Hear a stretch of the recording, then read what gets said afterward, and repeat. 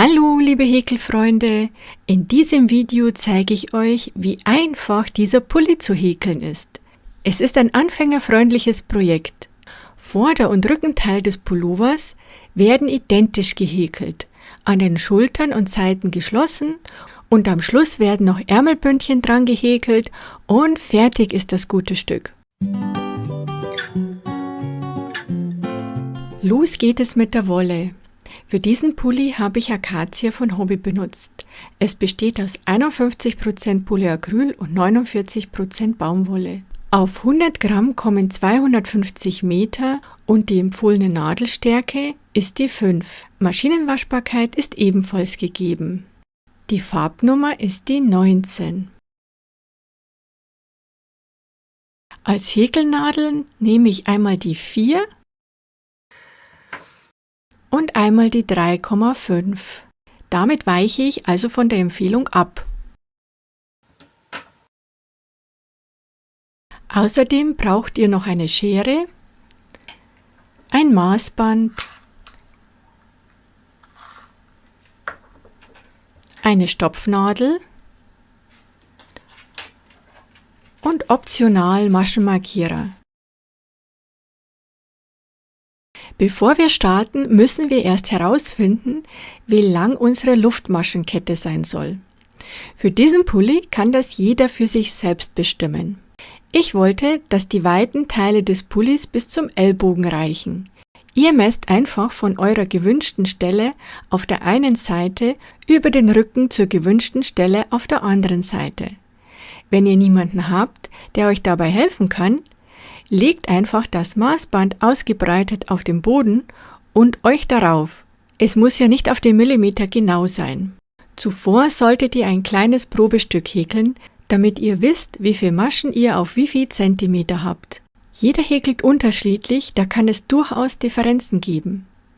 Ich schaue immer, wie viele Maschen ich auf 10 cm habe und multipliziere die Anzahl mit der gewünschten Länge der Luftmaschenkette.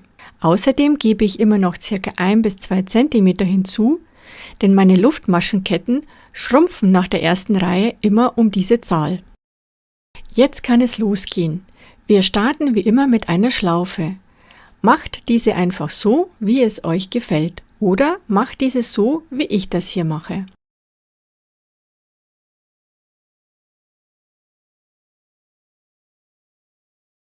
Anschließend machen wir eine Luftmaschenkette mit der ermittelten Anzahl an Luftmaschen. Bei diesem Muster müsst ihr bei der Anzahl nichts beachten. Sie kann beliebig sein. Häkelt nicht zu fest, lieber eher zu locker. Ansonsten wird der obere Schulterbereich im Vergleich zum Rest schmaler und fällt im Ärmelbereich nicht schön.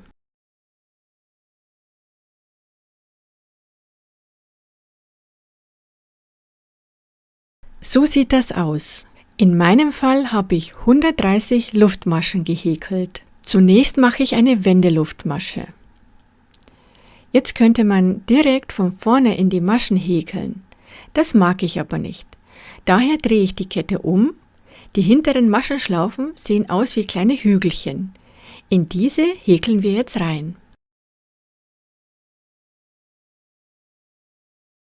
Ich nehme einen Umschlag auf die Nadel, steche in das erste Hügelchen ein und hole den Faden durch.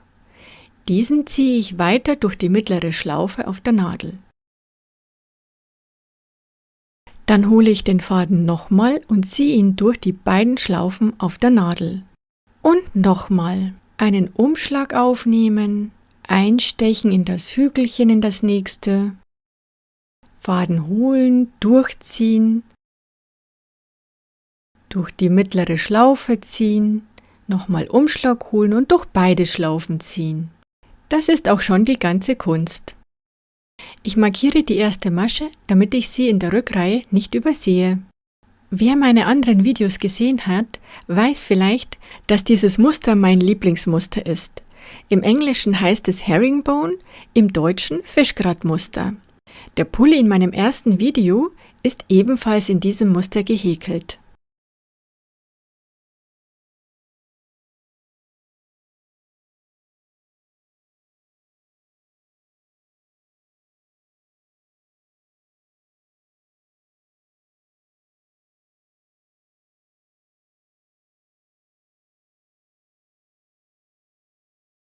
Beim Faden durchholen durch die mittlere Schlaufe ist es hilfreich, wenn ihr diese mit den Fingern etwas herunterzieht. Dann geht es leichter.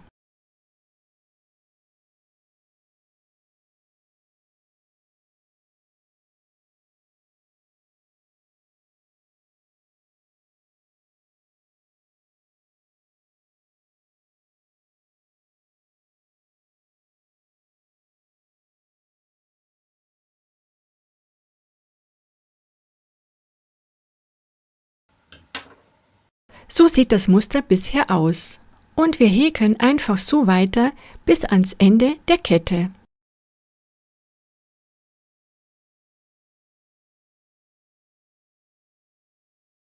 Ich habe die letzte Masche erreicht und häkle sie genauso wie die anderen Maschen.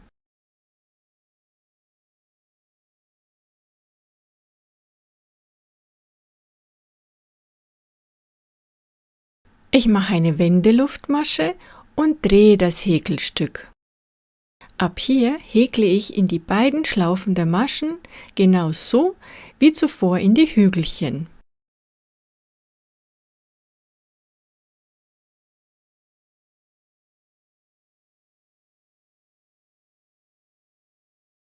Die erste Masche markiere ich wieder.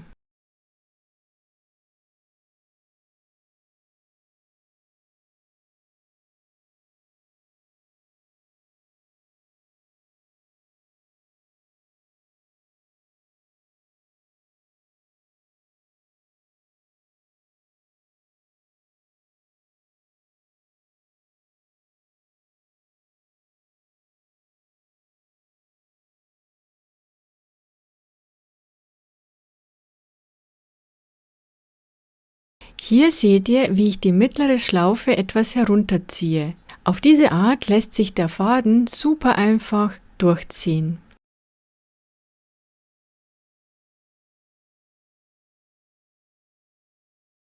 So sieht das Muster mit 2 Reihen aus.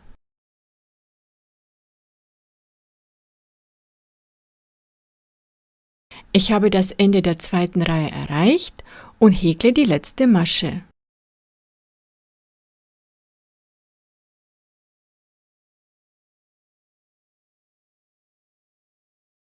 Dann mache ich eine Wendeluftmasche, drehe das Häkelstück und weiter geht es mit der dritten Reihe.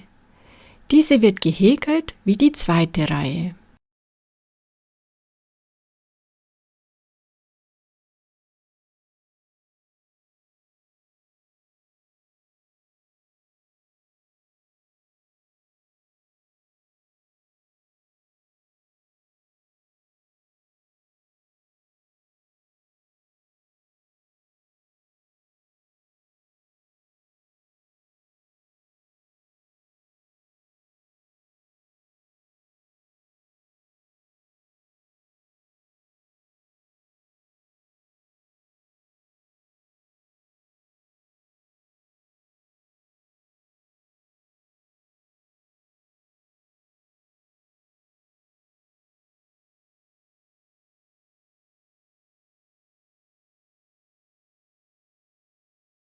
So sieht es jetzt aus von der einen Seite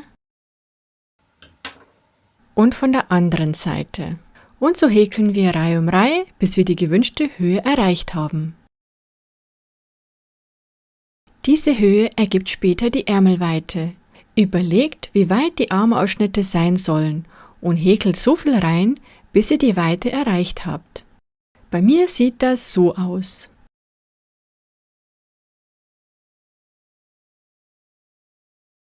Hier habe ich nur die Vorderseite markiert. Bei mir sind es genau 19 Reihen.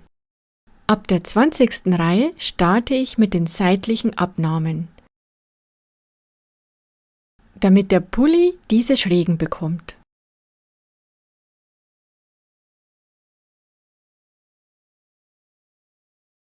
Das ist die letzte Masche der 19. Reihe.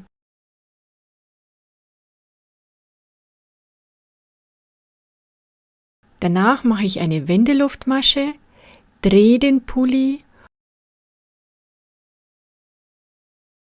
und jetzt kommt die erste Abnahme. Ich nehme einen Umschlag auf die Nadel, steche in die erste Masche, hole den Faden durch, ziehe ihn durch die mittlere Schlaufe und stoppe. Ich hole nochmal einen Umschlag, steche in die nächste Masche ein, hole den Faden und ziehe ihn durch die nächste Schlaufe. Jetzt habe ich 3 Schlaufen auf der Nadel. Ich hole nochmal den Faden und ziehe ihn durch alle 3 Schlaufen durch. Das ist eine Abnahme.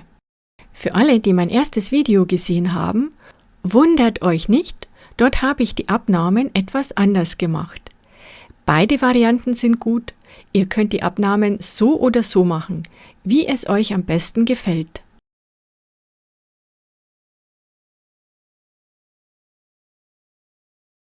Hier habe ich nicht ganz durchgezogen und habe daher nochmal von vorne angefangen. Sowas passiert.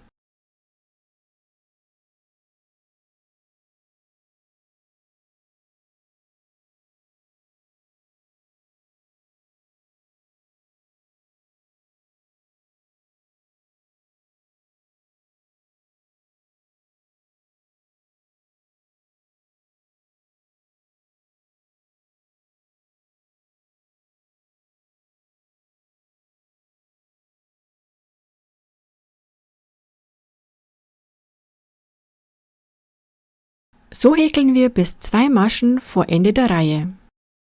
Ich habe die Stelle erreicht, das sind die letzten beiden Maschen und die häkle ich nun zusammen wie die ersten beiden vorhin.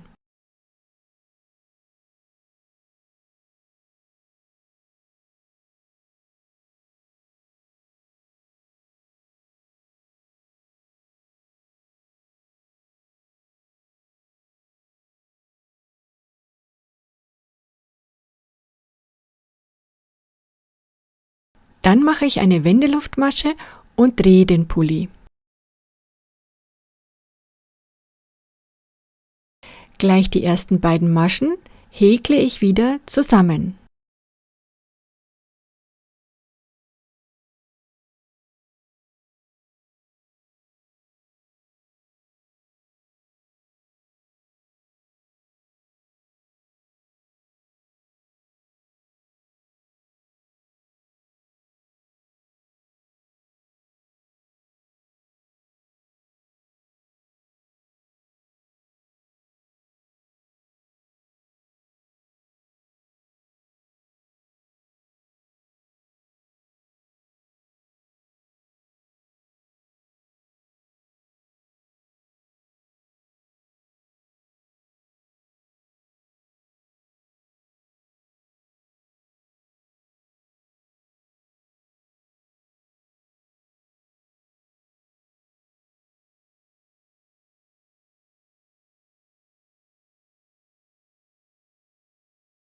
Und so häkle ich Reihe um Reihe weiter, mache am Anfang und am Ende jeder Reihe eine Abnahme, indem ich die ersten und die letzten beiden Maschen zusammen häkle. Dadurch entsteht eine Schräge. Aber wie viele Reihen müsst ihr häkeln? Es gibt 2 Möglichkeiten. Je nachdem, wie breit ihr euren Schulterbereich gemacht habt, erreicht ihr zuerst die passende Weite des Pullis, wie in Variante 1, oder die richtige Länge des Pullis, wie in Variante 2. Wenn bei euch Variante 2 zutrifft, macht ihr direkt mit dem Bündchen weiter. Für Variante 1 brauchen wir zunächst einen Zwischenschritt, um die richtige Länge zu erreichen. So sieht mein Pulli bisher aus. Die gewünschte Breite habe ich erreicht. Ich messe die Länge.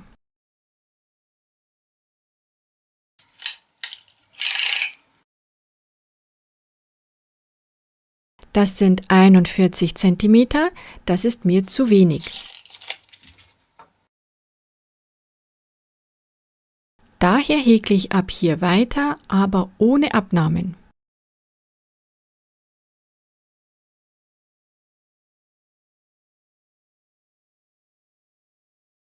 Hier auf der Zeichnung seht ihr nochmal den Bereich, der bei Variante 1 gehäkelt werden muss.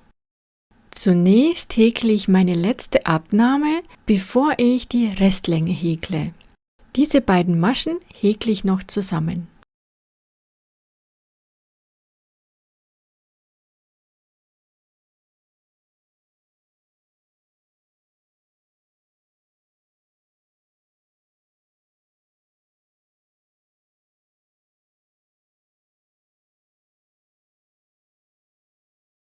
Nach dem Wenden häkle ich ohne Abnahmen weiter, so lange, bis mir die Länge gefällt.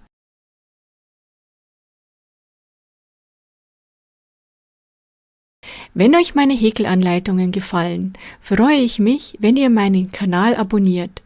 Das kostet nichts, hilft meinem kleinen Kanal aber etwas sichtbarer zu werden. Über Kommentare freue ich mich ebenfalls sehr. Vielen Dank dafür.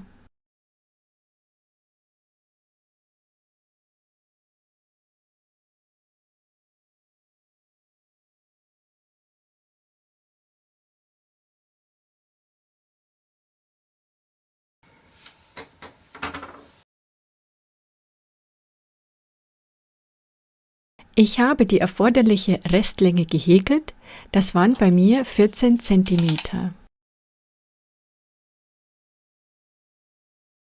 An dieser Stelle steigen die Häkelfreunde mit der Variante 2 wieder ein. Die schöne Seite schaut mich gerade an. Oben liegt die rechte Seite, unten die linke Seite. Ich habe hier entlang gehäkelt. Jetzt mache ich eine Luftmasche und drehe den Pulli.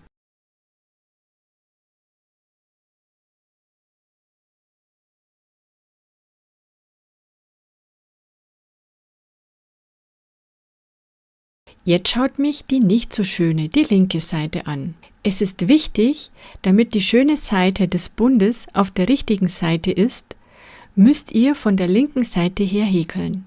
Von hier aus mache ich eine Luftmaschenkette für den Bund.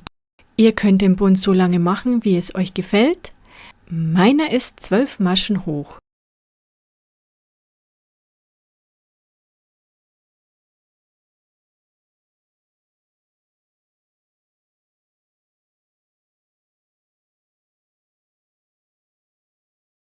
Wenn die Länge erreicht ist, machen wir eine Wendeluftmasche und drehen die Kette. In die Hügelchen häkeln wir nun Kettmaschen mit Umschlag. Ich nehme einen Umschlag auf die Nadel, steche in das erste Hügelchen ein, hole den Faden und ziehe ihn durch. Dann ziehe ich ihn weiter durch die beiden Schlaufen auf der Nadel. Wieder einen Umschlag aufnehmen, einstechen, Faden durchholen und durch die 2 Schlaufen auf der Nadel durchziehen. Das Ganze muss locker gehäkelt werden, ihr dürft nicht zu fest zuziehen.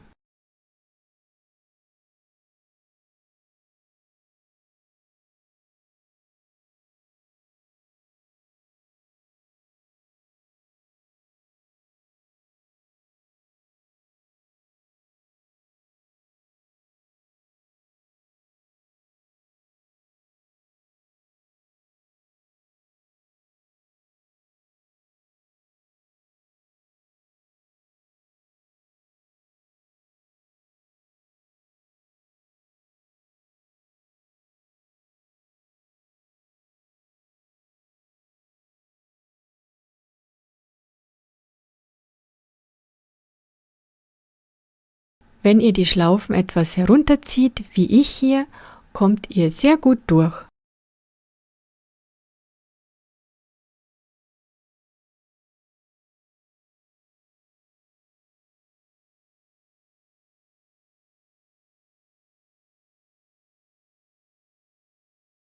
Das ist meine letzte Masche.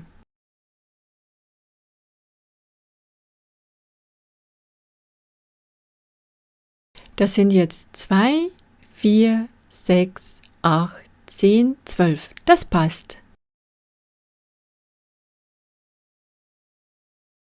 Das ist die Ursprungsmasche, aus der die Kette gehäkelt wurde. In die nächste häkle ich eine Kettmasche, um die Reihe zu verankern. Um die neue Reihe zu beginnen, häkle ich in die folgende nochmal eine Kettmasche. Ich drehe den Pulli, ohne eine Wendeluftmasche zu machen. Die ersten beiden Maschen sind meine Kettmaschen. Diese werden nicht behäkelt. Sie dienen zum Verankern und zum Start von neuen Reihen. Die dritte Masche wird behäkelt und zwar nur in die hintere Schlaufe. Da kommt eine Kettmasche hinein.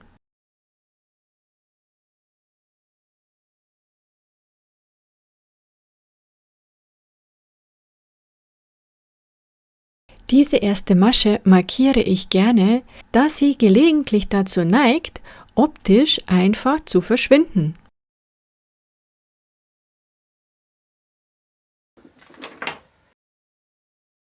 Den Bund häkeln wir immer in die hinteren Schlaufen der Maschen. Dadurch bleibt er elastisch.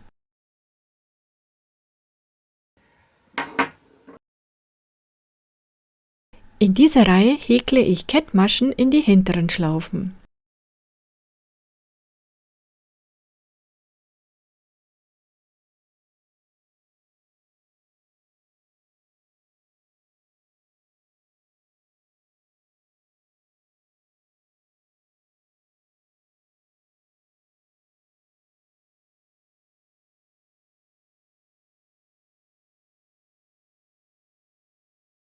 Ich habe das Ende der Reihe erreicht, mache hier eine Wendeluftmasche und drehe den Pulli.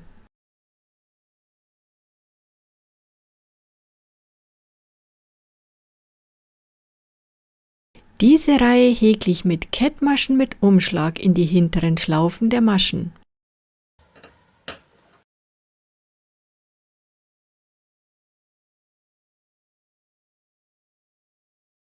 Die hier vorne beachte ich nicht, nur in die hinteren Schlaufen immer.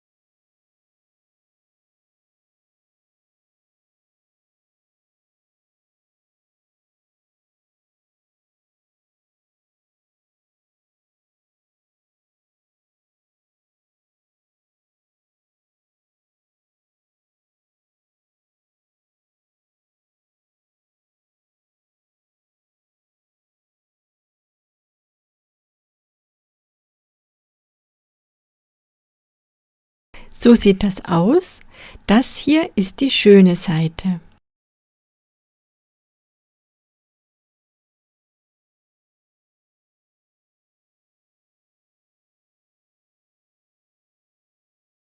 Ihr seht, diese Masche ist besetzt. Wir häkeln eine Kettmasche in die nächste freie Masche, in beide Schlaufen. Und in die folgende noch eine Kettmasche. Dann drehe ich den Pulli ohne Wendeluftmasche. Die ersten beiden Maschen sind die Kettmaschen, die lasse ich stehen. In die dritte Masche in die hintere Schlaufe häkle ich meine erste Kettmasche und markiere diese, denn man muss sich das Häkeln nicht unnötig schwer machen. Weiter geht's mit Kettmaschen.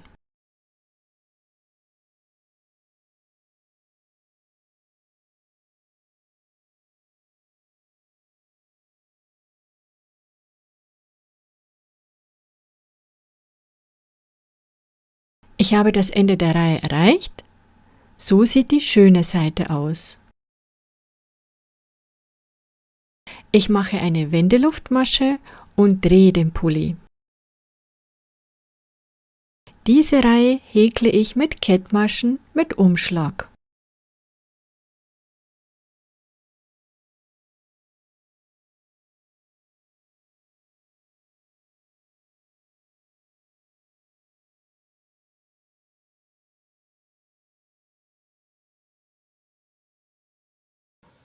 Und so häkle ich hin und her am unteren Pullirand entlang.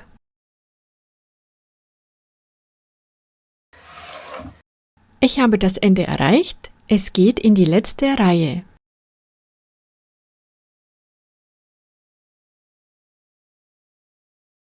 Bei mir sind zufällig 2 Maschen übrig. Wenn es bei euch nur eine ist, ist das gar kein Problem. Dann macht ihr einfach nur eine Kettmasche und häkelt die letzte Bundreihe.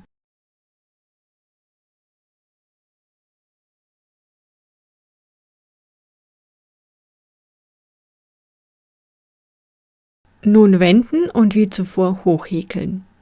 Wenn ihr nur eine Masche übrig hattet, dürft ihr hier nur eine Masche auslassen und müsst bereits in das hintere Maschenglied der zweiten Masche starten.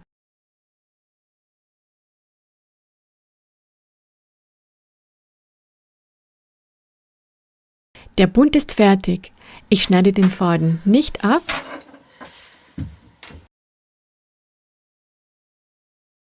So sieht es von rechts aus und so von links. Wenn beide Teile fertig sind, kann man sie verbinden.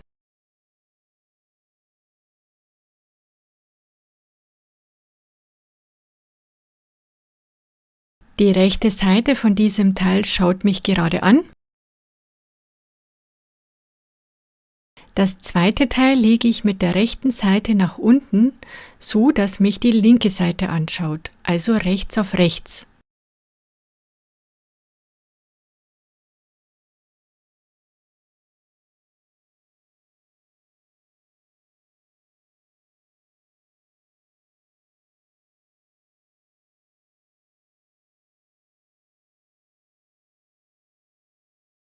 Ich verbinde die Teile auf beiden Seiten von unten angefangen vom Bund bis hoch zum Armausschnitt.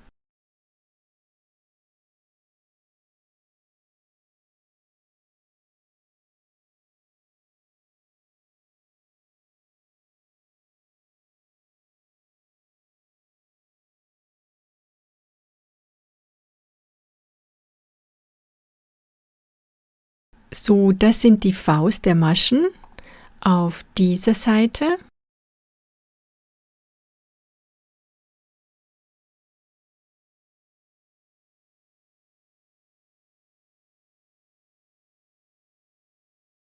Und auf der anderen Seite.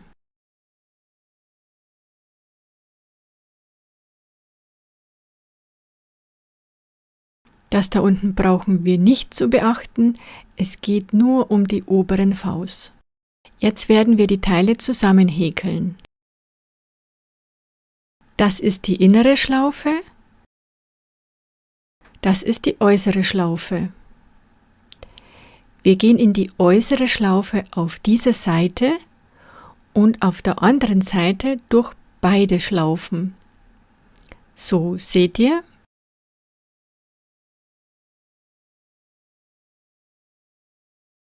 Hier nochmal.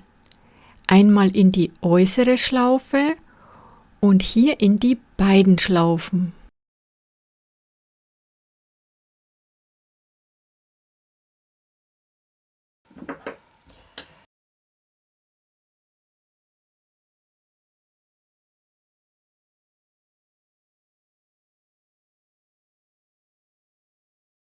Wir haben den Faden am Ende des Bundes nicht abgeschnitten. Wir machen eine Luftmasche und nehmen hier die äußere Schlaufe der ersten Masche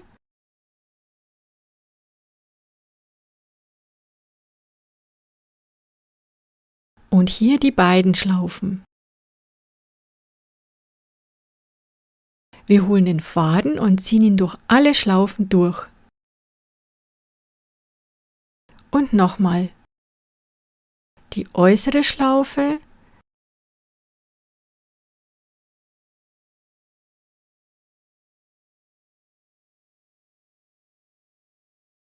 dann beide. Den Faden holen und durch alle Schlaufen ziehen. So verbinden wir den Bundteil miteinander.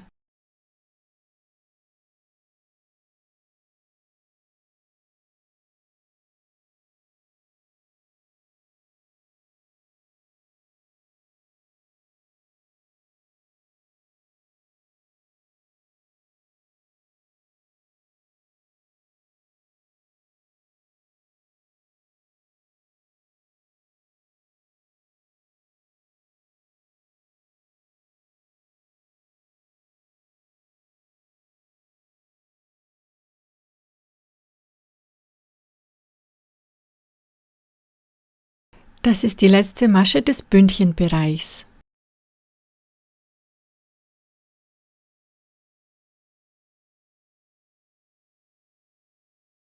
Zählen wir nach, ob wir alle haben. 2, 4, 6, 8, 10, 12. Passt.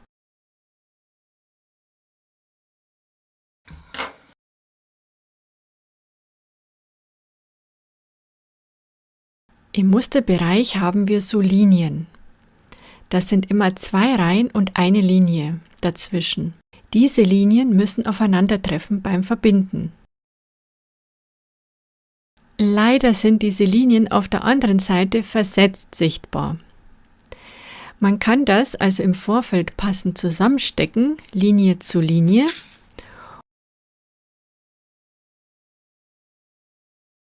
Oder ihr schaut einfach im Verlauf des Zusammenhäkelns, so wie ich das hier mache.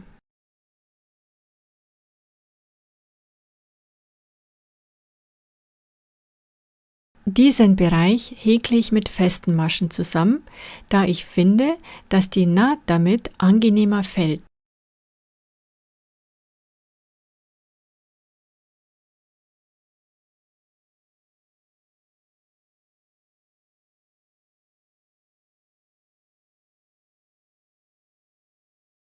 Ich schaue, ob die Linien aufeinander liegen und mache dann eine feste Masche.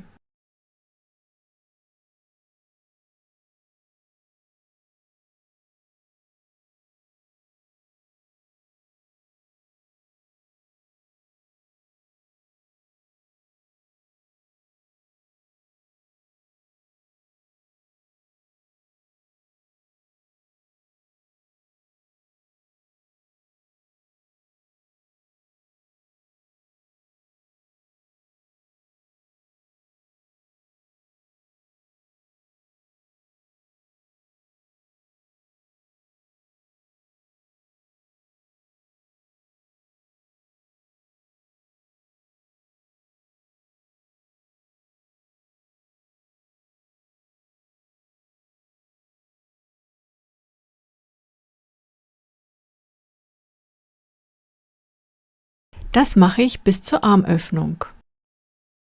Die Seiten habe ich jetzt geschlossen.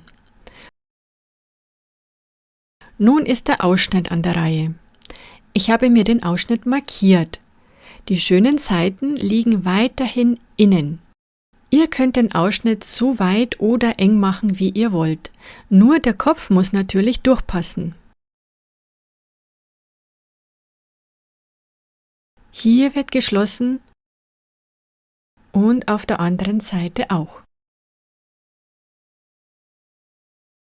Ich habe die jeweils letzte Masche des Ausschnitts markiert, also starte ich bei den Maschen direkt daneben.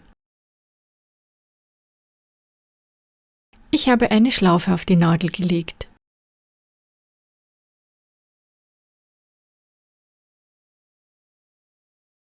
Ich steche in die Masche der einen Seite ein und in die der anderen Seite, jeweils in beide Schlaufen.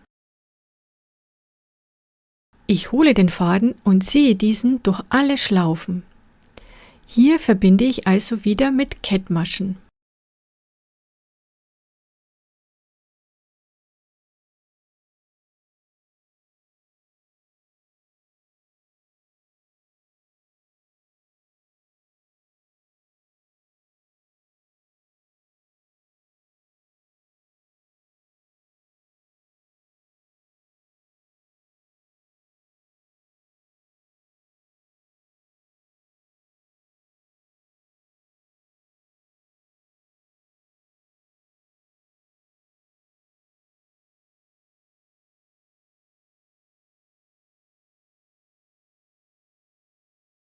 Achtet bitte darauf, die Maschen locker zu häkeln, damit sich die Naht nicht zusammenzieht.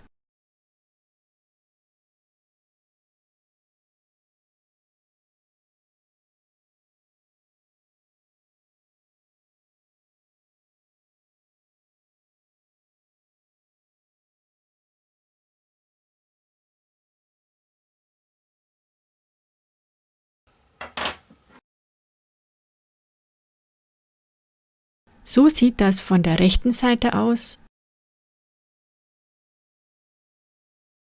und so von der linken.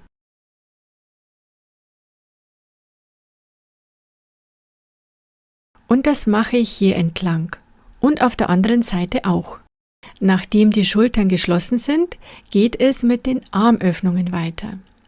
Wenn ihr beim Verbinden der Seiten den Faden nicht abgeschnitten habt, könnt ihr direkt weiter häkeln. Wenn schon, setzt an dieser Stelle einfach neu an. Ich mache eine Luftmasche und dann umhäkle ich den Armausschnitt mit festen Maschen. Dabei schaut mich nach wie vor die linke Seite des Pullovers an.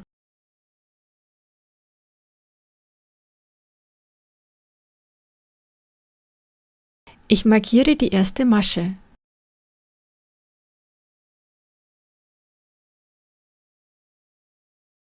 Dann behäkle ich den Ausschnitt gleichmäßig mit festen Maschen.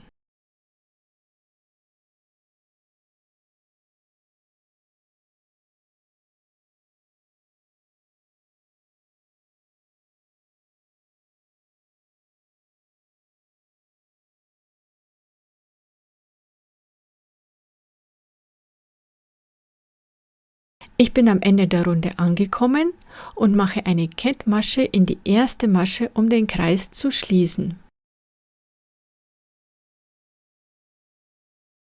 Ich markiere die nächste Masche. Jetzt mache ich für den Ärmel eine Luftmaschenkette. Ihr könnt die Länge ganz nach eurem Geschmack bestimmen. Meine Kette soll lang sein und bis über meine Handgelenke reichen.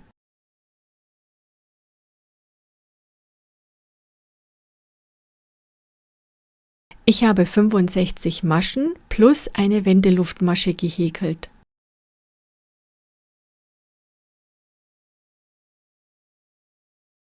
Nun drehe ich die Kette um und häkle wie schon beim Saumbündchen in die Hügelchen, und zwar Kettmaschen mit Umschlag.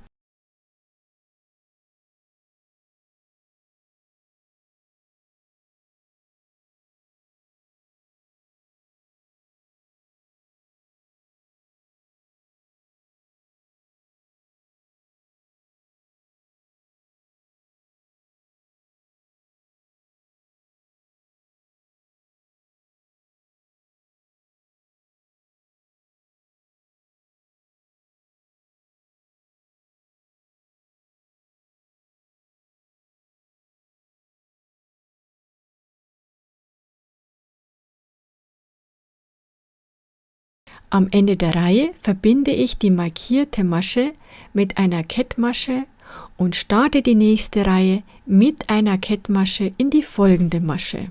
Ganz genau so wie beim Bündchen.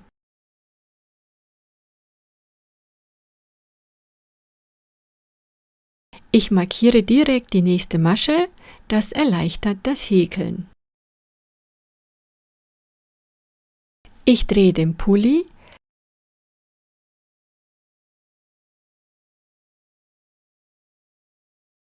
lasse die ersten beiden Maschen stehen und häkle in die hintere Schlaufe der dritten Masche eine Kettmasche.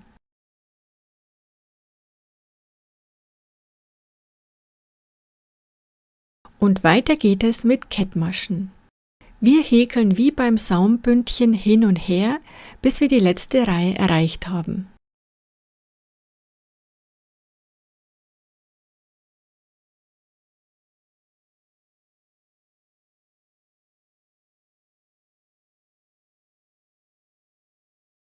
Ich bin am Ende angekommen.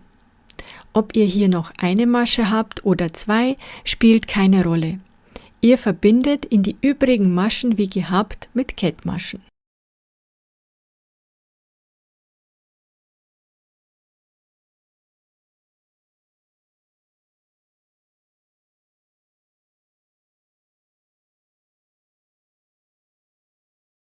Dann legen wir das Armbündchen zusammen. Die schöne Seite liegt dabei innen.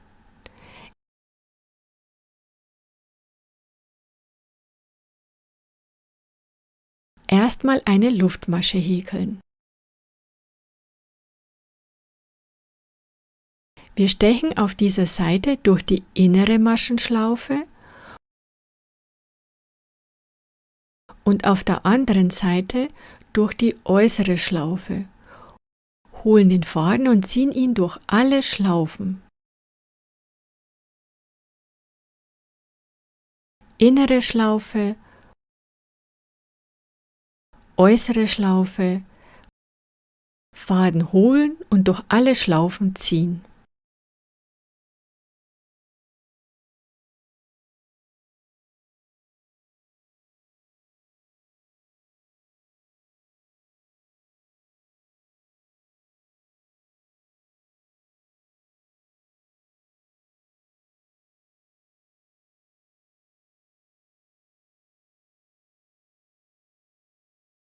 Achtet auch hier unbedingt wieder darauf, die Maschen nicht zuzuziehen, sondern locker zu häkeln.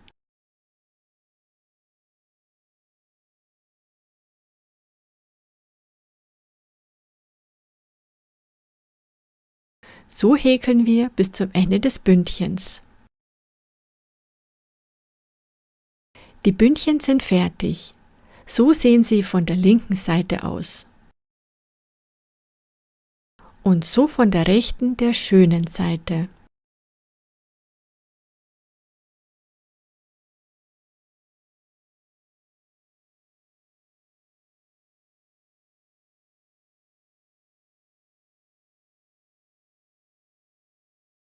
Der Pulli ist nun fertig. Er ist super bequem und sieht einfach entspannt aus. Schön, wenn ihr bis hierher dabei wart. Schreibt mir doch gern in die Kommentare, wie euch dieser Pulli gefällt und ob ihr die Anleitung gut verständlich fandet. Vergesst bitte nicht, meinen Kanal zu abonnieren, um keine Videos zu verpassen. Bis bald!